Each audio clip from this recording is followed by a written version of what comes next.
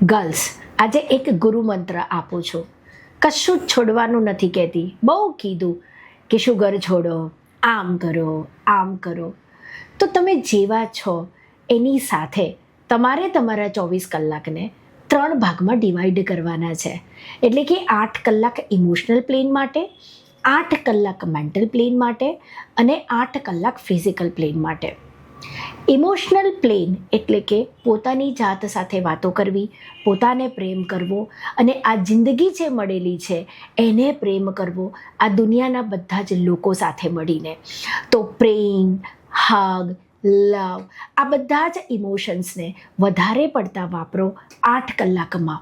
પછી આવે છે મેન્ટલ પ્લેનનો વારો.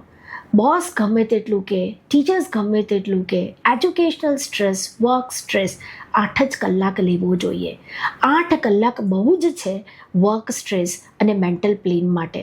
પુણ્યના ઉદયથી મેન્ટલ પ્લેન ઉપર 8 કલાક જેટલું પણ કામ કરશો, તમને જેટલું મળવાનું હશે એ મળી જશે.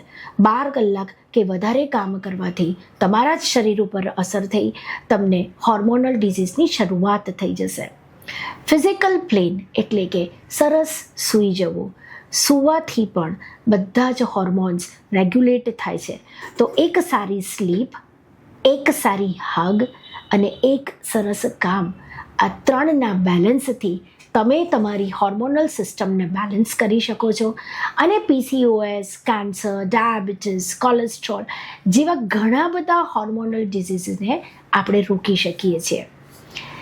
Contact Dr. Sheetal Sisha, Acute Homeo Clinic, PCOD, PCOS Wellness Center.